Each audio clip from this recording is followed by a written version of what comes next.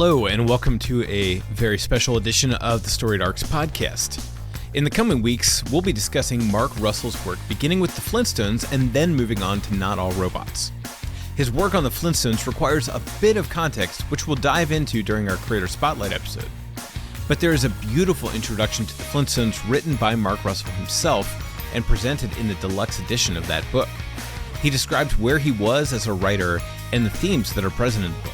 We were going to read this in our Creator Spotlight episode, but after tweeting at Mark a few times, he graciously agreed to read it for us. So without any further ado, please enjoy this introduction to the Flintstones written and read by Mark Russell. When DC first asked me to write the Flintstones, it was fresh off the cancellation of Prez, which was the first comic book I'd ever written. Prez had been approved for 12 issues, but got canceled after 6, which at the time I didn't even realize was a possibility. Up until that point, my experience as a writer had been as an author of books, and nobody had ever canceled one of my books halfway through the writing of it. So when they asked me to write the Flintstones, I thought that maybe this was the last comic book anyone would ever let me write. So I figured that if I was going to be asked to leave the party, then I was taking all the salami with me. I resolved to pack as much as I had to say as possible into the Flintstones. To write the story of Bedrock not as some tasteful homage to a 1960s cartoon, but as the story of the world's first civilization and my grand critique of every civilization that came after it, which admittedly sounds horribly pretentious. And it probably was, but I was beyond the point of caring back then, and hopefully I still am. Even back in 2015, anyone could see that the oceans were turning into a plastic-flavored vats of acid, that fascism was coming back into vogue, and that our institutions were failing to protect us at every level. And to a greater degree than normal, religion and politics have been rendered the family business of grifters and demagogues. So if it was pretentious to write a Flintstones comic about the world visibly imploding around us, I didn't care. This was what I was going to talk about.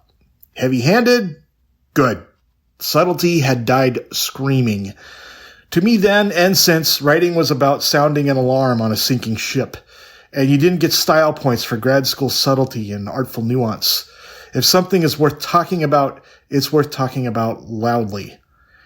But I didn't want it to just be about the failures of civilization. I didn't want it to be merely angry, because I'm not merely angry. Despite it all, I still have some optimism, and that optimism flows mostly from the beauty I see every day in human relationships. One of the things I hope the Flintstones would represent is that whatever our collective failures as a species, there's still tremendous value to be found in each other.